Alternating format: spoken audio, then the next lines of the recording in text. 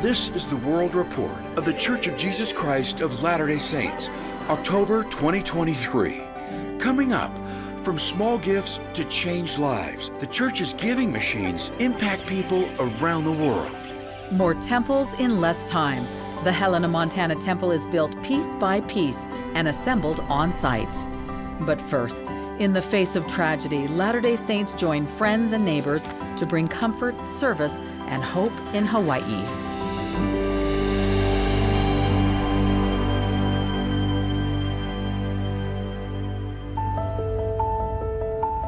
I would hope that everyone, church members and those who aren't members of our faith, that they feel hope.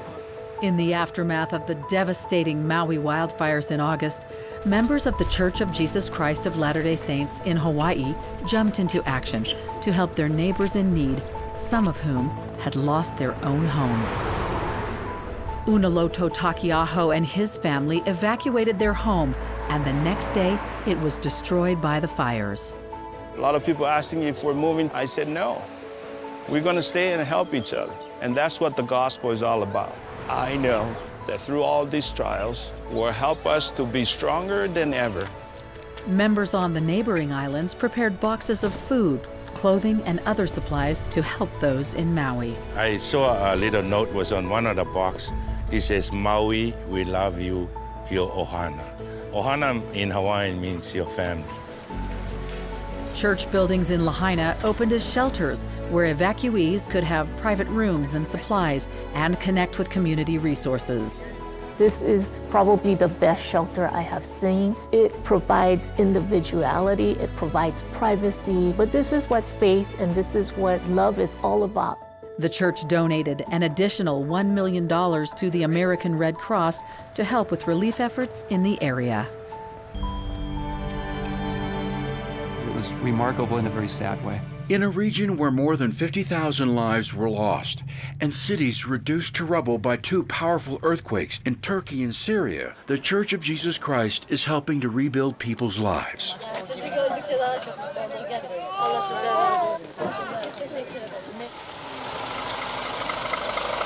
$35 million is being donated by the church. Relief efforts include procuring and distributing medical supplies and providing clothing and bedding. 5 mobile hospitals donated by the church are caring for patients in some of Turkey's hardest-hit communities. The church is also working with the Turkish Disaster and Emergency Management Agency to provide hundreds of thousands of food and hygiene boxes to people in need. One of the 4 divinely appointed responsibilities that we have as a church, as a people, is caring for those in need. And it's not caring for those in need who have the same beliefs that I have. It's caring for those in need, whoever and wherever they may be. The church's efforts are also helping small business owners get back on their feet and providing a new camp with 500 container homes for displaced families. In South Sudan, health experts are closely monitoring Niatapo's young family. According to aid workers, her family is one of millions facing severe food insecurity in the region. This year, the Church of Jesus Christ made a $44 million contribution to multiple organizations, supporting hunger relief efforts and maternal and newborn care geared toward mothers and their children in more than 30 countries. Those first 2,000 days of life are absolutely critical to brain development. And if a child is well nourished during that time, they stand the chance to flourish. Every Christmas season, donations made at the church's giving machines make their way around the world to help people in need through various charitable organizations from Africa to Mexico. On the Yucatan Peninsula is the little town of Sayé. Here, these women's hands weave in and out, forming an intricate design that will unfold to reveal a hammock. They're learning a new skill that can be done at home without taking time away from their families. The women are neighbors, and together with funding from the giving machines through Mentors International, they formed a small co-op. The extra income helps them buy groceries and covers other household expenses. In Ukraine, volunteers are providing meals for refugees. They're assembling food boxes that started off as items offered at a giving machine. And there's also a shelter. The converted space provides refuge to mothers and their children. The efforts are coordinated through Lifting Hands International. They team up with local nonprofits to provide this critical service. We realized that one-time distributions of aid are a short-term solution. So we use that as a means to help people with their immediate needs. And then once we build that relationship, we can work on helping them with their longer-term needs. In western Tanzania, near Kasulu, a group of mothers is celebrating. They each started with 3 baby chicks that have grown to become 7,000 chickens in just 3 years. The women take their chickens and eggs to market to better care for their families. The mothers are leading the project with support from Church World Service. The funding comes from thousands of people who purchased a chicken at the giving machines. A similar effort is underway nearby. Saman Shabani has raised 30 pigs from just 2 piglets in the same amount of time. She sells the pigs and uses the income to grow her farm and hire her neighbors. Saman, who was once shunned because she's unable to have children, has found a place with the other women of her community. It's not just about the 2 piglets that we gave her, but it's about her dignity in the society. It's about her being a person in these communities. In Kenya's Tana River Delta region, 3 communities of shepherds, farmers, and hunter-gatherers, once at odds with each other over scarce resources, are finding how to peacefully coexist through beekeeping. With beehives purchased at the giving machines, Church World Service is teaching them how to increase their honey production and prepare it for market. The bees and their honey hold the promise of a sweeter future. I'm looking like a modern woman because of this product. We have the best honey in the world. The giving machines offer a variety of items and services from multiple charitable organizations. Functioning much like a vending machine, the idea is to make gift giving a personal experience. 100% of every item purchased goes directly to a nonprofit, so they can distribute it to communities in need. The Church of Jesus Christ sponsors the giving machines and covers the overhead costs. This year, for the first time, the giving machines will be available in more than 50 cities and online at givingmachine.org. It has enabled me to grow better than what I was. And because of your help, because of your donations, now this is where I have reached.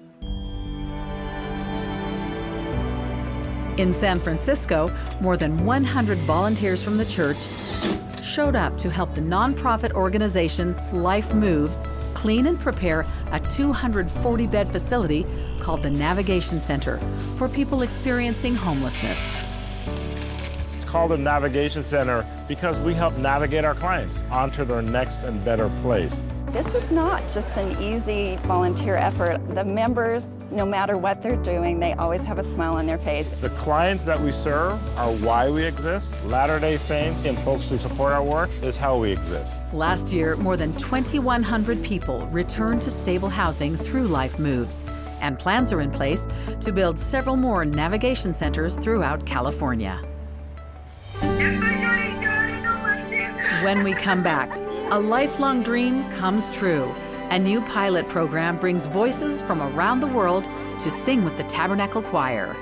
I still can't believe that I'm going to sing with the choir.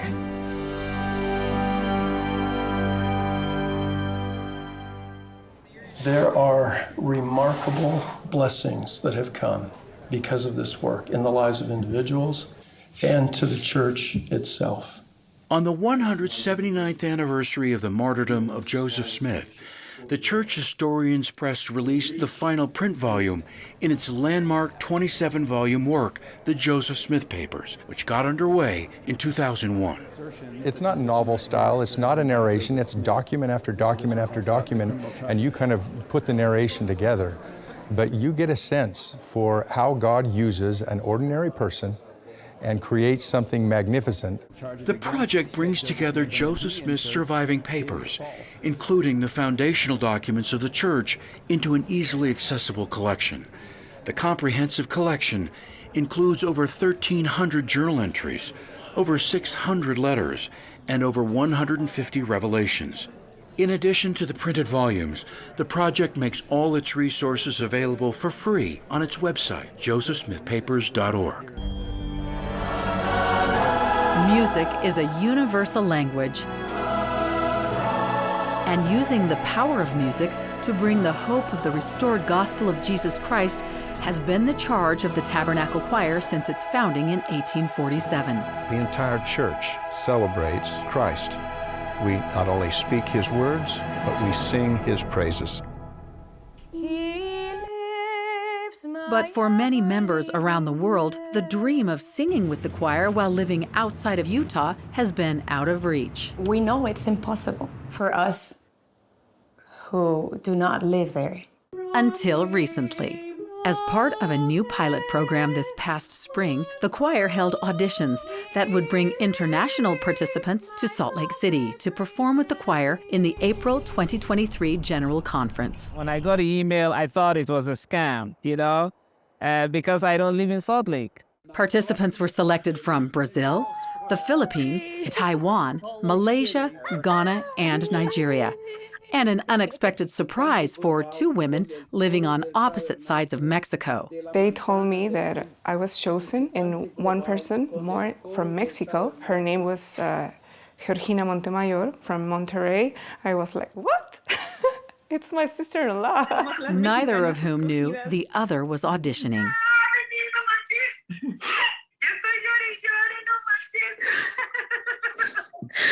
I still can't believe that I'm going to sing with the choir. Throughout this conference, the Tabernacle Choir will be joined by global participants. É dia memorável, dia maravilhoso poder estar aqui, cantar com o coro do tabernáculo. At the close of the conference, the choir sang a tender farewell to their musical brothers and sisters from around the world. Hay una unidad entre todos los miembros y fuimos recibidos de una manera muy calurosa y podamos testificar, ¿verdad?, de nuestro Salvador mediante la música. More than half the membership, the Church of Jesus Christ of Latter-day Saints, lives outside the United States. This is a means by which we not only reflect that membership, but it's also a way in which we can bring a sense of belonging. The global outreach of the choir continued in the summer when they kicked off their worldwide Hope Tour with a 6-day visit to Mexico City. This tour marks a new approach for the choir under its expanded mission to reach people throughout the world. In addition to performing live concerts, the choir engaged with humanitarian outreach, interfaith collaborations, and cultural connections. El coro del tabernáculo. And for the first time in its 100-year history, in late July, the Tabernacle Choir's flagship broadcast, Music and the Spoken Word, aired in Spanish. The weekly Spanish broadcast is another of the choir's pilot programs to increase its influence and worldwide visibility. When we return, honored for his contribution to peace and unity, President Nelson receives the Gandhi King Mandela Peace Prize. You have worked tirelessly to build bridges of understanding rather than walls of segregation.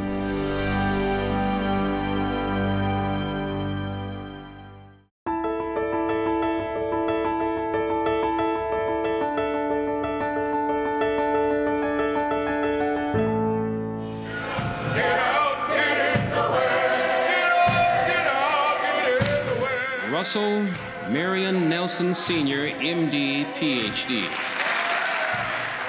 In ongoing recognition of Church President Russell M. Nelson's ministry as a global voice for peace, harmony, and reconciliation, he was recognized with the Gandhi King Mandela Peace Prize at historic Morehouse College in Atlanta, Georgia, on April 13, 2023.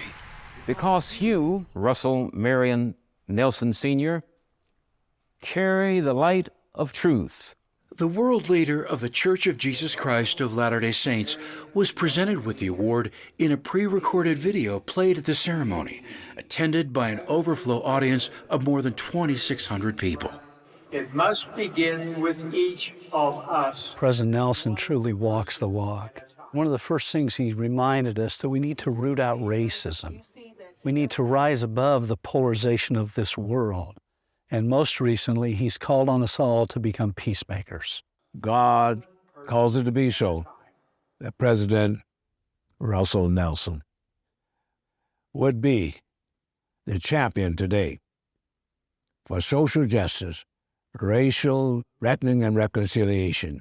You have worked tirelessly to build bridges of understanding rather than create walls of segregation. Well, we're bringing folks together at events like this. So to convene here this evening to celebrate those who have made outstanding contributions to interfaith harmony, to peace, and to justice, it's a powerful thing. You're going to receive a medallion, and the medallion will have on it the image, the profile of Gandhi, King, and Mandela. An oil portrait of President Nelson was also inducted into the school's International Hall of Honor, an honor given to dozens of other notable individuals over the chapel's storied history.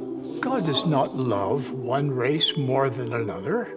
Differences in nationality, color, and culture do not change the fact that we are truly sons and daughters of God.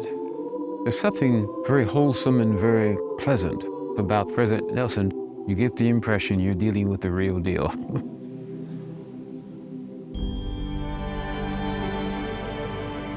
I have been blown away by what I have seen in Utah. In early April, a Ghanaian king, the Gamonse, traveled from West Africa to the Rocky Mountains of the United States and to the headquarters of the church. During his visit, the Gamonse saw the church's humanitarian sites, including Welfare Square and the Humanitarian Center. One of the highlights was an opportunity to attend the church's general conference. We welcome His Majesty King Mon Gamonke of Accra, Ghana, who is here with us today. While in Utah, the king met with senior church leaders, including the First Presidency. His Majesty also traveled to Brigham Young University in Provo, where he met with students from Ghana. I think that you are a great people. God bless this relationship. For the first time, a president of the General Assembly of the United Nations met with the First Presidency of the Church in Salt Lake City. A native of Hungary, Csaba Kurisi also visited the Family Search Library and Temple Square. The church works closely with various UN relief agencies, making substantial contributions through its humanitarian efforts. I really loved President Oak's talk. It was really good, really helpful. And it really is about loving God and loving His children. President Dallin H. Oaks, first counselor in the First Presidency, joined by his wife Kristen, held a devotional for young adults in May, where they shared numerous spiritual and life insights. These are stressful times for all of us, but the gospel of Jesus Christ gives us ample reason to be of good cheer. Your peers are afflicted by anxiety, vulnerable to drugs, addicted to social media, and seeking counseling in record numbers. You are affected by these influences, but for you, the good news outweighs all of that. You know you are children of God. In the lush green hills of Ohio and in the shadows of the historic Kirtland Temple sits a modest house that, like the temple, has significant meaning to Latter-day Saints. In this home, Joseph received revelations that continue to guide and strengthen the Church of Jesus Christ of Latter-day Saints to the present day.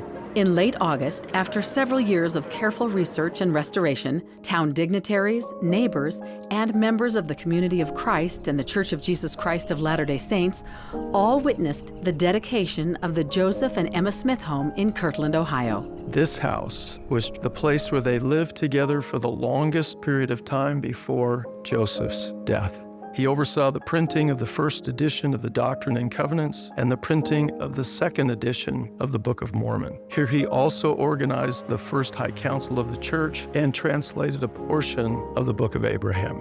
Prior to the dedication, the Bednars visited the Smith home as well as the Kirtland Temple with Community of Christ Apostle Lachlan E. McKay. The thing that has stood out the most to me today is the totality of being in the home of Joseph and Emma and being in the Kirtland Temple and thinking of how What they did influences all of us every day of our lives.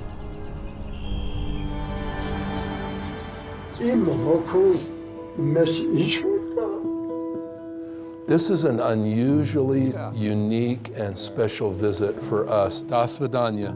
It was an inspiring, emotional, and spirit-filled journey as Elder Ronald A. Rasband of the Quorum of the 12 Apostles and his wife Melanie embarked on a European ministry in the spring that included visits to France, Germany, Armenia, and South Africa. I pray, Heavenly Father will bless you, everyone, with everything you need individually, one by one.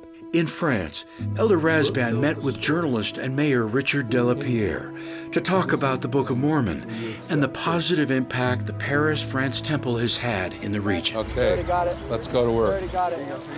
In Germany, Elder and Sister Rasband worked alongside missionaries to create hygiene kits to help victims of the February earthquakes in Turkey and Syria. In Armenia, the Rasbands visited missionaries and members like the Pogashan family, who lost their son, Uvanes, in 2020. And the ceilings that your family made in the temple link your family together forever. Concluding his ministry, Elder Rasband met with the Deputy President of South Africa and reflected on ways the church has helped relieve human suffering in that country. Por eso estoy aquí. En Chile, voy a Uruguay, Argentina, para predicar la palabra de Jesucristo. On a 10-day journey to 3 countries, Elder Ulysses Suarez, with his wife Josena, shared the love of Jesus Christ with thousands of people in South America. At his first stop in Chile, Elder Suarez was invited to speak on a Chilean TV network, TVN, which is broadcast to 25 countries. Un apóstol es un hombre llamado por Dios por medio de inspiración al profeta de Dios que está en la tierra para representar a Jesucristo, para testificar de él. In Uruguay, Elder Suarez met with Uruguay President Luis Lacalle Pou at his residence in Montevideo. It was a wonderful meeting, and we talked about his initiatives, his programs, his desire to help the people of his country. The South American ministry concluded in Argentina, where he ministered to church members, spoke at an interfaith conference, and was interviewed by a prominent Argentine journalist.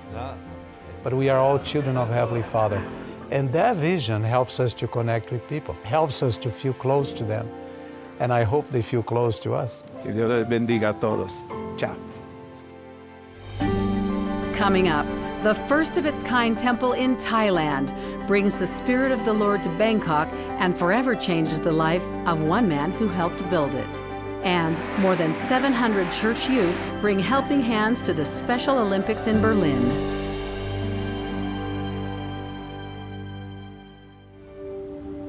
Bangkok, Thailand, a fertile land of rich spiritual history, landscaped with famed temples. And now, a new worship center is opening, a majestic temple of the Church of Jesus Christ of Latter-day Saints.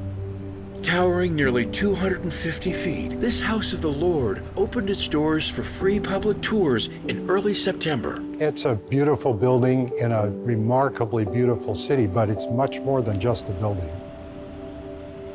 Construction of the Bangkok, Thailand temple began in January of 2019. Anurat Kauchao was hired as the construction manager. I didn't know anything about the Church of Jesus Christ of Latter-day Saints, but from the beginning, in my heart, I know temple is the holy place. So it means a big responsibility on my shoulder. The temple has 9 spires, each with decorative screens, which blend seamlessly with the heavens above, providing a silhouetted glowing ember at night. The interior design follows patterns and colors in Thai architecture. This is a place where heaven and earth connect. It allows us to tie to our ancestors, our families, to make families forever families. 4 years after the construction, I want to know what I built. I used almost 3 months to learn the gospel. I realized that this is the thing that I'm looking for. Every Sunday when I attend the church, I feel love. Not only love from the God, also love from among the members. I say with my full heart that I am really happy that I become the member, because now I feel more peaceful in my life. This temple means everything for me. Temple is also my baby. We're grateful that there's a house of the Lord here in Bangkok, Thailand. It's a temple not only for Bangkok, but for Southeast Asia and the world. We hope that wonderful people will come and feel the love of the Lord, that they'll find peace, sanctity, family, protection. They'll find joy. The temple will be dedicated on October 22nd, 2023. We reclaim this land and honor the countless lives lost and enslaved. An historic occasion on what's considered hallowed ground. Welcome to the grand opening dedication ceremony and celebration of the International African American Museum in Charleston, South Carolina. The museum, out of respect, is elevated on pillars above the very ground where slave ships brought 40% of all enslaved Africans into the United States. Clearly, this space holds stories of trauma and tragedy, but it also holds stories of resilience. It's a powerful museum, one that every American can learn something from. It features a Center for Family History, which can be used as a resource to trace your own genealogy. The museum's Center for Family History is supported by the church's Family Search International and was made possible by a $2 million donation from the church. One of the things I've really appreciated about the relationship with the church is that the Center for Family History has become the not-so-hidden gem of the museum. It's a powerful part of the museum experience, and I think the church making that gift was really just transformational in helping this happen. Family Search International has given support and free access to billions of records to the Center for Family History and those hoping to discover their heritage and homeland. This is a sacred space. There was a vision of what they wanted to accomplish, and church leaders saw the vision, and now that vision is a reality, and that vision is going to inspire millions of people. The International African American Museum, I.AM., is now open, a noble undertaking of truth and hope that promises to pay huge dividends beyond any monetary worth. We are their legacy, and they are why we must continue to fight for truth and hope.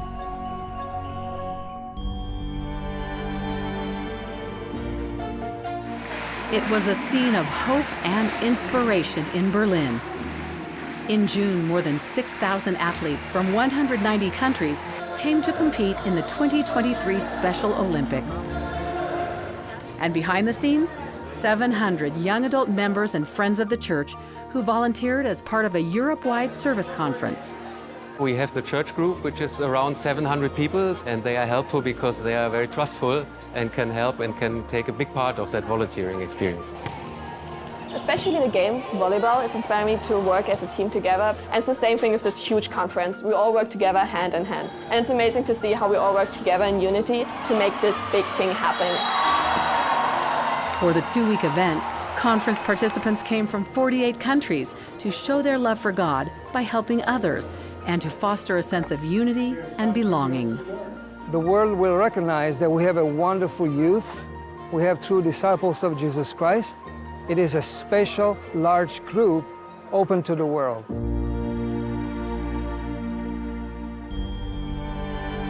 There's a place in the church educational system for you. More students than ever before are receiving a college education through the church educational system, with enrollment at its universities and colleges at nearly 150,000 this year. While efforts to serve even more students are expanding online, BYU Pathway now offers a bachelor's degree to students. There is tremendous momentum in the church educational system. We see deeper engagement, higher relevance, and a real focus of students coming out of the pandemic. BYU is the flagship ambassador BYU Idaho's enrollment has more than tripled. BYU Hawaii has really been asked to focus on its target area. BYU Pathway just continues to grow unabated. The church's universities and colleges are committed to offering students a quality education while strengthening their faith in Jesus Christ. There really are four core messages to parents and youth in the church. The first is education is a spiritual responsibility. The second is to involve the Lord in your learning. The third is to have confidence that BYU's spiritual leadership across the entire church educational system is strong and growing. And the fourth is BYU Idaho is an incredible option. We believe in the student. We believe in the potential of the students that come here. We've tried to create a place here that they can become lifelong disciples of Christ and then go out into the world to make the world a better place. Everything we do at the university starts and ends with the gospel of Jesus Christ. That includes the hope that accompanies the gospel of Jesus Christ, kindness that comes with the gospel of Jesus Christ. I haven't smiled this much in a long time. Very happy it went this well. Coming up, the Salt Lake Temple renovation reaches a critical milestone, and we'll take you to the dedications and groundbreakings of temples around the world when we come back.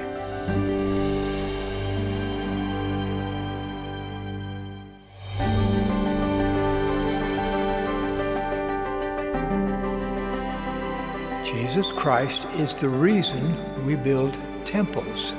As the work of temple building continues throughout the world, several newly completed and renovated temples have been dedicated.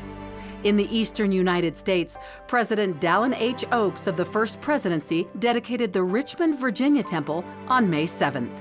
Announced by President Nelson in 2018, this is the first temple in the state of Virginia. On June 4th, the Columbus, Ohio Temple was rededicated by Elder M. Russell Ballard following an extensive renovation. The Columbus, Ohio Temple was originally dedicated in 1999 by then-President Gordon B. Hinckley. On June 18th, Apostle Gary E. Stevenson dedicated the Helena, Montana Temple. This is the second temple in the state of Montana and the first to be built with a new modular construction technique that allows for temples to be built faster than ever before. More about the construction of this temple will be coming later in this broadcast. Following a public open house, President Henry B. Eyring of the First Presidency dedicated the Saratoga Springs, Utah Temple on August 13th. The Saratoga Springs, Utah Temple is the 18th temple built in Utah. And for the first time in the history of the church, on September 17th, 3 separate temples were dedicated. In the United States, Apostle David A. Bednar dedicated the Bentonville, Arkansas Temple, making it the first temple in that state. In the Northwest United States, Apostle Quentin L. Cook dedicated the Moses Lake, Washington Temple, which is the 4th temple in the state of Washington. And in South America, Apostle Neil L. Anderson dedicated the Brasilia, Brazil Temple. Located in the northern section of the city, this will be the 10th temple dedicated in the country of Brazil. In addition to dedications, since April, ground has been broken for temples in Port Vila, Vanuatu, Port Moresby, Papua New Guinea, Montpelier, Idaho, and Belo Horizonte, Brazil. As well as dedications and groundbreakings, the church's historic temples continue to be restored and renovated. At the temple renovation site in Salt Lake City, a major milestone was achieved in May, the successful installation of the first of 98 base isolators. This is literally the most critical, most difficult portion of the entire project that we're starting right now. Each base isolator is about 7 feet in diameter and weighs 18,000 pounds. Once in place, the base isolators act like giant sliding bearings to keep the temple stable in an earthquake. We were meticulous in getting everything measured just right so that when we drop that into place, it sits exactly where it's supposed to go. Pretty gratifying to get to this point, to see an isolator actually go in place. I haven't smiled this much in a long time. Very happy it went this well. The last 3 years of work has been in preparation for the base isolators. reinforced concrete footings had to be constructed below the temple's pioneer-built foundation, 35 feet from the original surface. The old stone foundation had to be reinforced, and tension steel rods were added to further tie in and strengthen the old foundation. Eventually, everything that's been done to strengthen the foundation will be secured to the roof with similar tension cables from the top of the temple to its new foundation. If an earthquake happens, all who revere this sacred, iconic structure will be grateful for the foresight and difficult work that has gone into the historic seismic upgrade. Being able to get to this point has been a huge accomplishment. This is what we've worked for. When we return, Salt Lake City hosts the largest YSA conference ever. The church's partnership with the NAACP helps educate new mothers in Memphis, and Family Search and the Smithsonian Folklife Festival help people connect to their past. These stories and more in the news.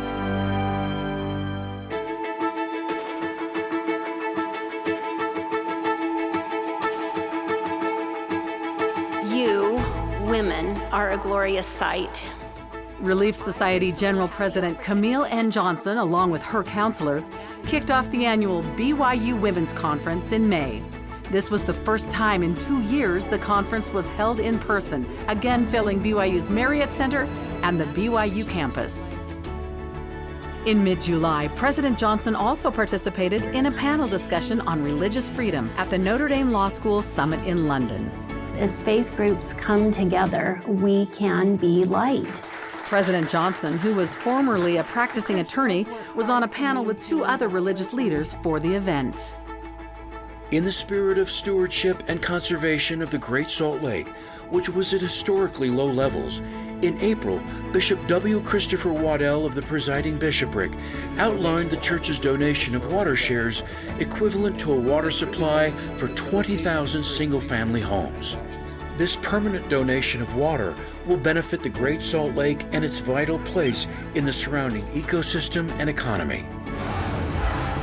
Fostering new friendships while growing closer to Jesus Christ, thousands of young single adults attended the 2023 Utah Area Young Single Adult Conference in August.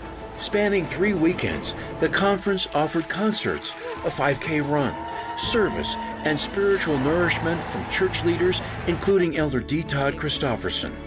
This year's theme, Together in Christ. There is a special spirit when we all have come together, both to have fun and to learn and to come into Christ. Everyone's like pumped up, they're like, yes, we're doing service. It's like so positive.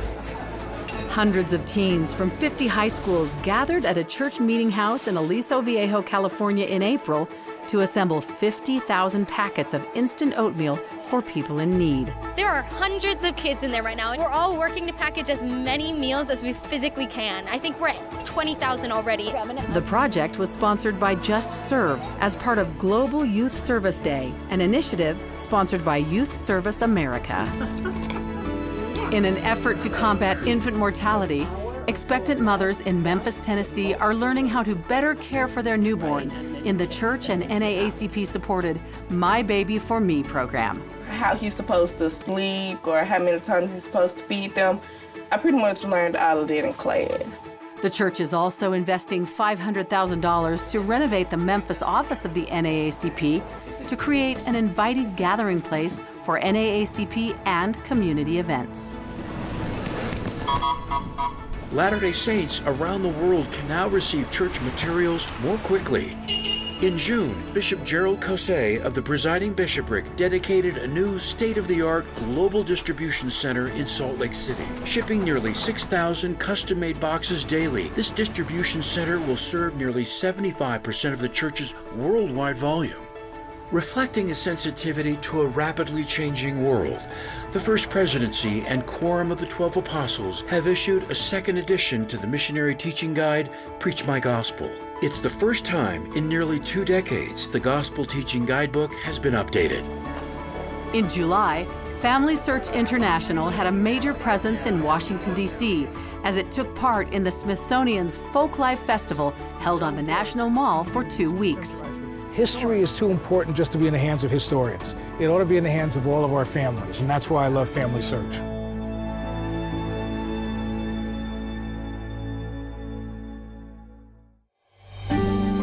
When we come back, holy ground in Big Sky Country. See how a revolutionary new building process brought a house of the Lord to Helena, Montana. We are adapting to the counsel of a prophet, so we have to do things a little bit differently to make sure that that can take place.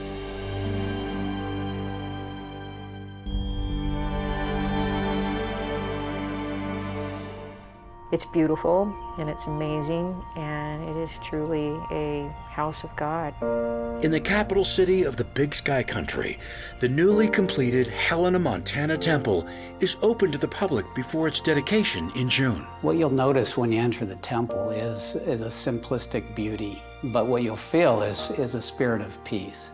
Like other temples, its architecture is majestic, its finishes refined and beautiful. But the Helena, Montana temple has a unique distinction too, as the first temple of its kind to use a revolutionary building process that promises more efficiency, less construction time, and a positive conservation impact. A new temple will be built in each of the following locations. Since becoming president of the Church of Jesus Christ of Latter-day Saints in 2018, Russell M. Nelson has announced plans to build 133 new temples across the globe. We have a prophet who is just laser focused on the importance of temples and temple work. Bishop W. Christopher Waddell, first counselor in the church's presiding bishopric, is part of the leadership body charged with overseeing the prophet's temple building vision. We are adapting to the counsel of a prophet to provide temples for members of the church throughout the world, and so we have to do things a little bit differently to make sure that that can take place. Enter Blocks, a new technology, design, engineering, and construction company. Blocks is working with the church on a pilot program for select temples, a process referred to as DMI, short for Design, Manufacture, and Install. DMI is the process of manufacturing temple modules in an off-site facility, then shipping them to an announced temple site for installation. Change from a stick-built process where you recreate projects every single time, where you can really start to scale and leverage supply chain and other resources.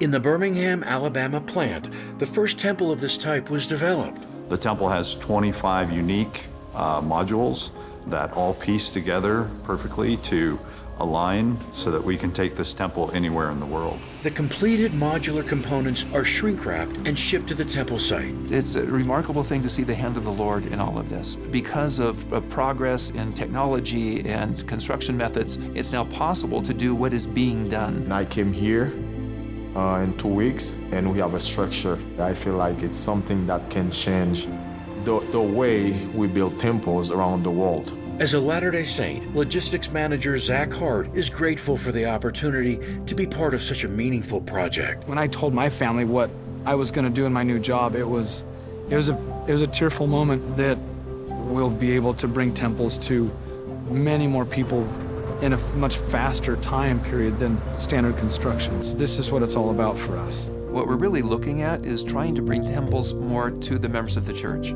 In many cases, the DMI process will reduce the time to build a temple by more than half. I feel these things will bless the life of the people. A new process that preserves the long-established quality and regal beauty found inside and out of sacred houses of the Lord, like the Helena, Montana temple. It's just going to be a continued blessing for members of the church around the world.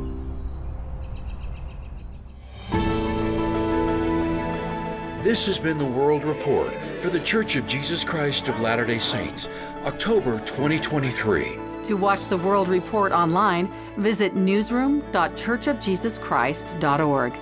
And to watch full-length versions of these stories, subscribe to the Church Newsroom YouTube channel.